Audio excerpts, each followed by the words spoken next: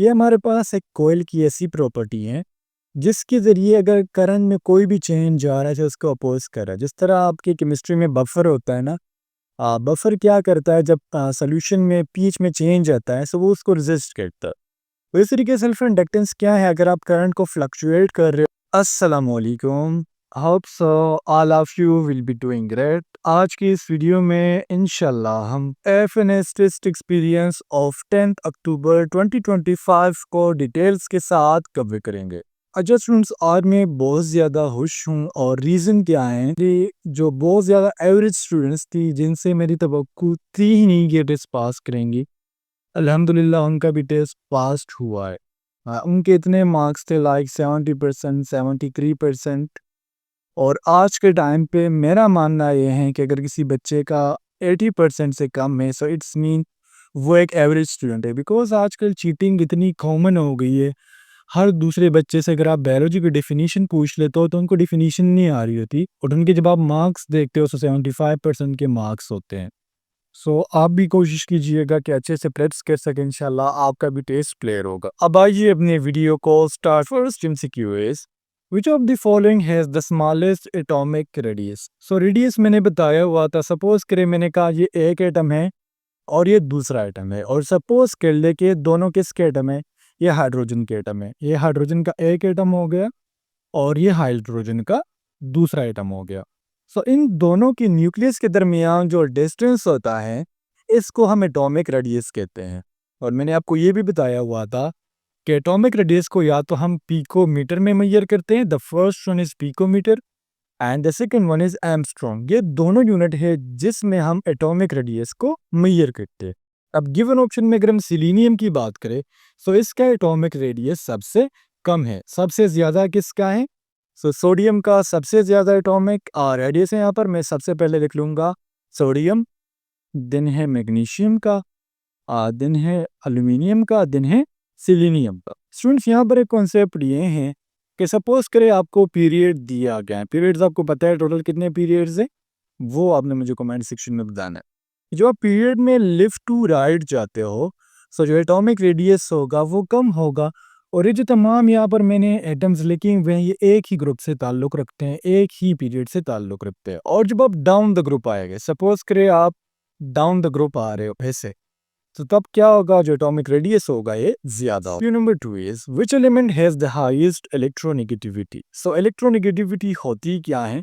Electronegativity एक atom की वो पावर है जिसके जरिए शेयर पेयर्ड इलेक्ट्रॉन को अपनी तरफ खींचता है। सपोज करें मैं एग्जांपल लिख लेता हूँ H2O का। यहाँ पर ऑक्सीजन की जो इलेक्ट्रोनेगेटिविटी है वो हाइड्रोजन से ज्यादा है। सो ऑक्सीजन पर आ जाएगा पार्शियल नेगेटिव चार्ज और हाइड्रोजन पर आ जाएगा पार्शियल पॉजिटिव चार्ज। लेकिन यहाँ पर जो ऑक्सीजन है ये हाइड्रोजन से जो इन्होंने इलेक्ट्रॉन शेयर किए होंगे वो ज़्यादा अपनी तरफ खींचेगा। क्यों? क्योंकि ऑक्सीजन की जो इलेक्ट्रोनेगेटिविटी है वो इससे ज़्यादा है। ये वन ऑप्शन में अगर हम फ्लोरीन की बात करें तो इसकी जो इलेक्ट्रोनेगेटिविटी है वो सबसे ज़्यादा है। आपके पीरियोडिक टेबल में जितनी भी एलिमेंट्स है, जितने भी एटम है, उसमें सबसे ज़्यादा जो इलेक्ट्रोनेगेटिविटी है वो फ्लोरीन की है। ज़्यादातर कंसिडर किया जाता है जो नोबेल गैसेज है ना, इनकी इलेक्ट्रोनेगेटिविटी सबसे ज़्यादा होती है। जिस तरह फ्लोरीन की सबसे ज़्यादा है, देन क्लोरीन की, देन ब्रोमीन की, देन एस्टाटीन की, देन आयोडीन की। सो ये जो ऑर्डर है आपने याद रखना है। फ्लोरीन की जो वैल्यू है, इलेक्ट्रोनेगेटिविटी वैल्यू है वो 3.98 है, ये आपने याद रखनी है। अगर आप पीरियड में लेफ्ट टू राइट जाते हो सो जो इलेक्ट्रोनेगेटिविटी है वो इंक्रीज होंगी, और अगर आप टॉप से बॉटम की तरफ आते हो सो इलेक्ट्रोनेगेटिविटी डिक्रीज होंगी। यहाँ पर अगर आप आंशिक पर फोकस कर ले, मैंने बोल्ड नहीं किया हुआ, और सबसे जो बड़ा रीज़न है वो ये है कि आज बच्चों ने एक्सपीरियंस लेट शेयर किया, तो दैट्स वाई तुम्हारा टाइम मिला नहीं। मैंने जस्ट जो स्टेटमेंट थी उनको जो मैंने यहाँ पर लिखी हुई थी व्हाट्सएप के ऊपर, और मैंने जस्ट कॉपी की है और यहाँ पर paste. MCQ number 3 is which salt is sparingly soluble in water. So sparingly soluble mean एक ऐसा सब्सटेंस, एक ऐसा हमारे पास मटेरियल जिसकी वाटर में जो सॉल्युबिलिटी है वो बहुत ज़्यादा कम हो, यानी आप कह ले कि 10% वो वाटर में सॉल्युबल हो। सो ऐसे सॉल्ट को या फिर ऐसे सब्सटेंस को हम नाम देते हैं कि ये स्पेरिंगली सॉल्युबल है। अगर यहाँ पर हम NaCl की बात करें तो स्ट्रांगली सॉल्युबल है वाटर में। KNO3 भी बहुत ज़्यादा स्ट्रॉन्गली सॉल्युबल हैं, CaCl2 भी बहुत ज़्यादा सॉल्युबल है। लेकिन यहाँ पर जो AgCl है, AgCl मीन सिल्वर क्लोराइड, ये यहाँ पर स्पेयरिंगली सॉल्युबल है। और इसका रीज़न क्या है? बिकॉज़ यहाँ पर जो बॉन्ड है वो आयोनिक है, so that's why ये वाटर में sparingly soluble। Number 4 is the hybridization of carbon in ethine is। so एक बात याद रखिएगा, इथाइन हम अनऑर्गेनिक कंपाउंड्स को कहते हैं जहाँ पर कार्बन और कार्बन के दरमियान ट्रिपल बॉन्ड आ जाए। जो भी आपको इथाइन कंपाउंड दिया जाए, जो भी आपको मीन अल्काइन दिया जाए, इसमें जो आपको हाइब्रिडाइजेशन मिलेंगी, the hybridization will be sp mean इसमें एक s ऑर्बिटल होगा और दूसरा इसमें p ऑर्बिटल होगा। फिर अगर हम आ जाते हैं टुवर्ड्स द अल्कीन, अगर कार्बन कार्बन के दरमियान डबल बॉन्ड हो तो वहाँ पर sp2 हाइब्रिडाइजेशन होगी। और अगर हम अल्केन की बात करें जहाँ पर कार्बन और कार्बन के दरमियान सिंगल बॉन्ड है तो उसमें sp3 हाइब्रिडाइजेशन है। Question number 5 is which enzyme is used in PCR. PCR mean polymerase chain reaction. और इसको मैं आपको सिंपल वर्ड्स में अगर बताऊं तो इसका काम होता है डीएनए की कॉपीज बनाना। अब आप कहेंगे सर डीएनए की कॉपीज तो सेल के अंदर बनती हैं, so yes you are right, cell के न्यूक्लियस के अंदर भी डीएनए की कॉपीज बनती है, लेकिन वो जो प्रोसेस है वो नेचुरल है। और ये जो प्रोसेस है पॉलीमरेज चेन रिएक्शन, ये आर्टिफिशियल है। लैब के अंदर आप क्या कर सकते हो, डीएनए की कॉपीज बना सकते हो, लेकिन डीएनए आप किसी जानदार से एक्सट्रैक्ट करोगे फिर उसकी कॉम्प्लीमेंट्री आप बनाओगे। और पॉलीमरेज चेन रिएक्शन में जो मेन एंजाइम है वो है टैग पॉलीमरेज। टैग पॉलीमरेज एक ऐसा एंजाइम है जिसको एक बैक्टीरिया से ऑब्टेन किया जाता है। उस बैक्टीरिया के मैं नाम यहाँ पर लिख लेता हूँ because that name is very important. उस बैक्टीरिया का नेम क्या है? Thermus aquaticus. This is the name of that bacteria. अब ये टैग पॉलीमरेज इतना इंपॉर्टेंट क्यों है पॉलीमरेज चेन रिएक्शन में? देखिए पॉलीमरेज चेन रिएक्शन में आप कभी टेम्परेचर को बढ़ाते हो तो कभी घटाते हो, मीन कभी हाई करते हो तो कभी लो करते हो। सो जो एंजाइम होता है ये हाई टेम्परेचर को भी क्या करता है, रेजिस्ट करता है। उसकी वजह से ये एंजाइम डी नेचर नहीं होता। वैसे अगर आप प्रोटीन्स को देखें, एंजाइम क्या है? प्रोटीन्स है। अगर आप 45 डिग्री सेंटीग्रेड टेम्परेचर दे दो सो डीनेचर्ड हो जाते हैं, but Taq polymerase up to अगर आप 95 डिग्री सेंटीग्रेड टेम्परेचर भी देते हो सो ये तब भी डीनेचर्ड नहीं होता। सो दैट्स व्हाई हम इसे यूज करते हैं पॉलीमरेज चेन रिएक्शन में। Question number 6 is restriction enzyme cut DNA. तो रिस्ट्रक्शन एंजाइम या फिर इसे आप बायोलॉजिकल टर्म्स में मॉलिक्यूलर सीजर्स कहते हो। मॉलिक्यूलर सीजर्स क्यों कहते हो? बिकॉज सपोज करें मैंने कहा ये आपका एक पूरा डीएनए है, इसमें यहाँ पर ए दिया गया है, टी है, यहाँ पर जी है, यहाँ पर सी है, फिर ए है, फिर टी है, न्यूक्लियोटाइड से। तो रिस्ट्रक्शन एंजाइम क्या करेगा, ये डीएनए के एक खास सेगमेंट पर यहाँ पर ऐसे कट लगाएगा। तो दैट्स व्हाई हम कहते हैं कि स्पेसिफिक रिकॉग्निशन साइट्स होंगे, स्पेसिफिक रिकॉग्निशन सीक्वेंसेस होंगे जहाँ पर ये कट लगाएंगे। अब मैं आपको एग्जांपल देता हूँ। एक रिस्ट्रक्शन एंजाइम है, एक हमारे पास मॉलिक्यूलर सीजर है जिसका नाम है EcoR1। This is the name of molecular scissor. और इसके रिकॉग्निशन साइट कौन सा होगा, जहां पर इसको GAATTC अगर ये सीक्वेंस आप देंगे तो ये कट कहाँ पर लगाता है, ये G और A के बीच में कट लगाएगा। जहां पर इसको G और A कट्टे मिलेंगे, यहाँ पर G और A हैं, यहाँ पर ये कट लगाएगा। तो इस तरीके से जितने भी रिस्ट्रक्शन एंजाइम होंगे वो स्पेसिफिक सीक्वेंस पर कट लगाएं। Screen number 7 is BT cotton is genetically engineered to resist. So BT cotton जो कपास होता है, this is the first genetically modified plant. और इसको क्यों मॉडिफाइड किया गया था? उस टाइम पर हमारे पास कुछ ऐसे स्पेसिफिक इंसेक्ट्स होते थे जो मॉथ्स होते थे, वो कॉटन को खा जाते थे। सो इंसेक्ट्स अटैक के लिए इसमें जो है एक जीन लगाया गया, और वो जो जीन था वो बैक्टीरिया से लिया गया था। उस बैक्टीरिया का नाम क्या है? Bacillus thuringiensis। ये उस बैक्टीरिया का नाम है। इस बैक्टीरिया से जीन लिया गया और इस कॉटन के अंदर उसको इंसर्ट किया गया बाय जेनेटिक इंजीनियरिंग। सो उसके बाद जो ये कॉटन है, अब जब वो सपोज करें मैंने कहा यहाँ पर जो इंसेक्ट होता था जब आके BT कॉटन को खाता था ना, तो ये इंसेक्ट मर जाता था। तो इसकी वजह से जो इंसेक्ट हैं इसकी जो पॉपुलेशन है वो कम पड़ गई। और अगर आजकल आप कपास की प्रोडक्शन देख लो सो ज्यादा। Skew number 8 is the hormone secreted during stress, flight और फाइट इज। सो जब भी एक इंसान स्ट्रेस में होता है या जब कोई इंसान झगड़ा करता है तो उस टाइम उसमें जो एंजाइम रिलीज होगा, the enzyme will be adrenaline. और इस एंजाइम को हम दूसरा नाम एपिनेफ्राइन भी कहते हैं। एपिनेफ्रीन या फिर एपिनेफ्राइन, ये दोनों नाम इसको दिए जाते हैं। और इसको फ्लाइट या फाइट हार्मोन तब कहते हैं जब भी आप सेवियर स्ट्रेस में हो, आपको एंजाइम की स्ट्रेस है, आपको किसी और चीज की स्ट्रेस है, सो तब ही ये एंजाइम रिलीज होगा। ये रिलीज कहाँ से होता है? आपके किडनी के ऊपर एक ग्लैंड है, उस ग्लैंड को हम नाम देते हैं एड्रिनल ग्लैंड का। फिर एड्रिनल ग्लैंड के टू पार्ट्स है, एड्रिनल कॉर्टेक्स है और एड्रिनल मेडुला है। फिर जो एड्रिनल ग्लैंड का इंटरनल पार्ट है, एड्रिनल पार्ट को हम नाम देते हैं एड्रिनल मेडुला। एड्रिनल मेडुला से ही यही एंजाइम जो रिलीज होता है, और इसके जो नेम है ये आपने लाजमी याद रखना है, एड्रेनलिन या फिर एपिनेफ्राइन, ये दोनों नाम आपने याद रखने हैं। इसमें होगा क्या? इसमें आपका हार्ट रेट इंक्रीज होगा, आपका ब्लड प्रेशर इंक्रीज होगा। देखिए, जब भी आप किसी से लड़ाई करते हो या कोई यहाँ पे सपोज करे मैं आपका टीचर हूँ, मैंने आप पे गुस्सा किया, बेटा आप पढ़ते क्यों हो? मैंने गुस्सा कर लिया, आपके अंदर ये जो एड्रेनालाइन हार्मोन है ये रिलीज हो जाएंगे और आपका हार्ट बीट ज्यादा हो। क्यों? Number 9 is which and plays the most important role in muscle contraction. So muscle के जो सेल्स होते हैं, दीज आर वेरी यूनिक। ये खुद रिलैक्स भी कर जाते हैं और ये खुद कॉन्ट्रैक्ट भी कर जाते हैं। अब इनके लिए जो इम्पोर्टेंट आयन है जो इसके कॉन्ट्रैक्शन में और रिलैक्सेशन में सबसे ज़्यादा रोल प्ले करता है, that ion is known as calcium. Calcium release कहाँ से होता है? ये बात याद रखिएगा स्टूडेंट्स। जो मसल्स के सेल होते हैं उनका जो हम नाम देते हैं सार्कोप्लाज्मिक रेटिकुलम का। सार्कोप्लाज्मिक रेटिकुलम से क्या होगा? कैल्शियम आयन रिलीज होंगे। कैल्शियम आयन क्या करते हैं? ये एक्टिन और मायोसिन को एक्टिवेट करते हैं। वैसे नॉर्मल हालत में जो एक्टिन होंगे और मायोसिन होंगे ये इनएक्टिव हालत में होता है, लेकिन जब कैल्शियम रिलीज हो जाते हैं सार्कोप्लाज्मिक रेटिकुलम से, तो ये आके एक्टिन और मायोसिन के ऊपर वर्क करते हैं। और फिर एक्टिन और मायोसिन क्या करते हैं?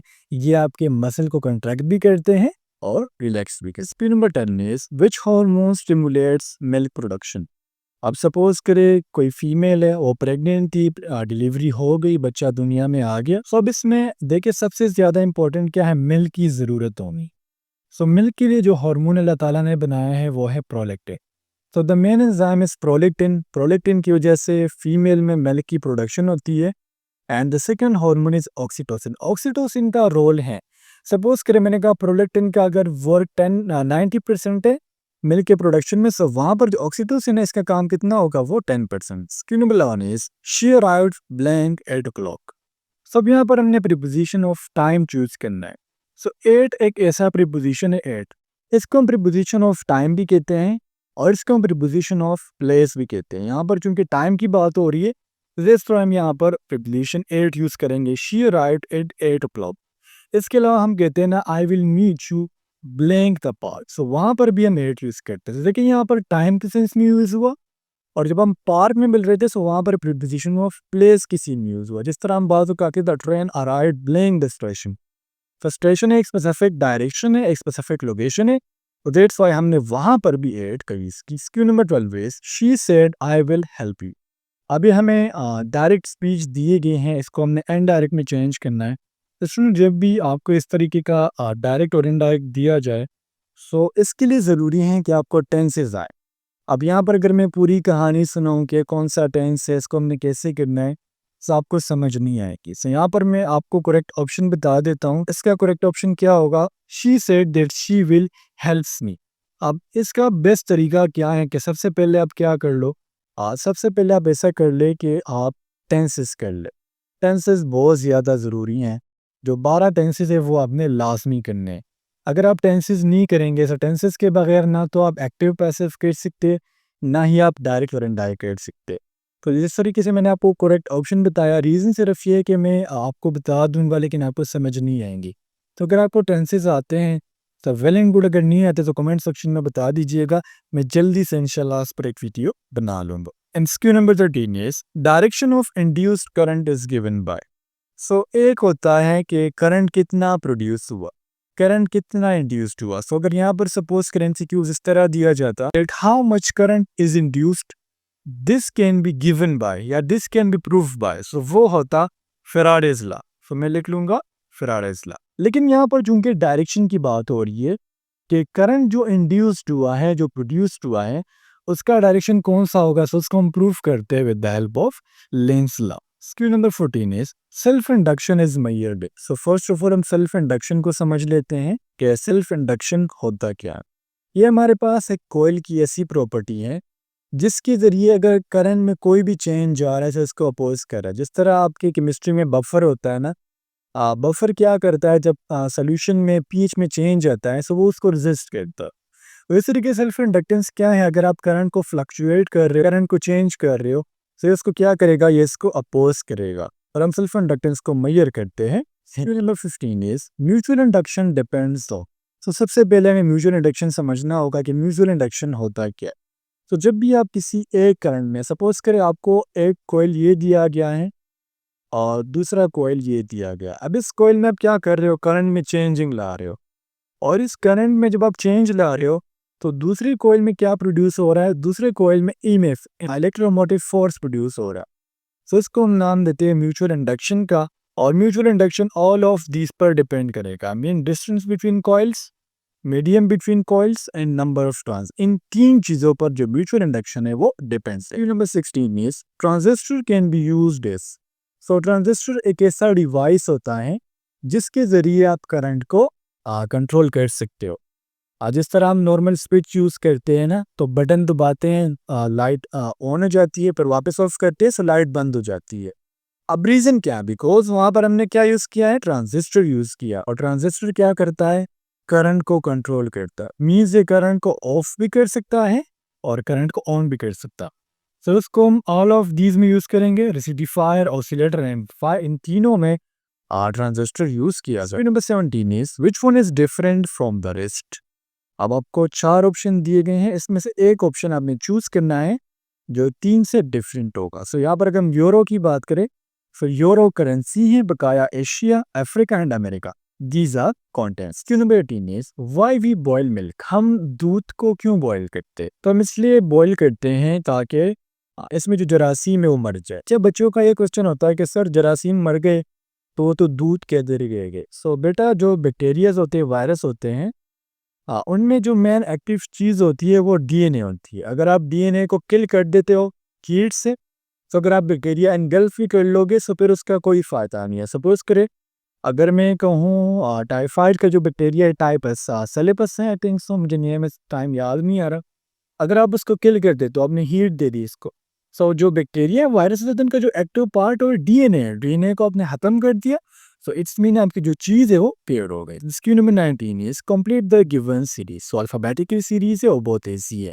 एक एक अल्फ़ाबेट आपने मिस करना है। बी से पहले ए को मिस किया गया, बी लिख लिया, फिर सी मिस किया गया, डी लिख दिया, डी के बाद ई मिस किया गया, एफ लिख दिया, एफ के बाद जी मिस किया गया, एच लिख दिया गया। अब एच के बाद हम आई मिस करेंगे, सो हमारा आंसर आ जाएगा जे। सो स्टूडेंट्स, ये तो आप लोगों का आज का एक्सपीरियंस। उम्मीद करता हूँ आपको तमाम इंस्क्यूज क्लियर हुए होंगे। इंशाल्लाह नेक्स्ट वीडियो में मिलते हैं। अल्लाह हाफ़िज़।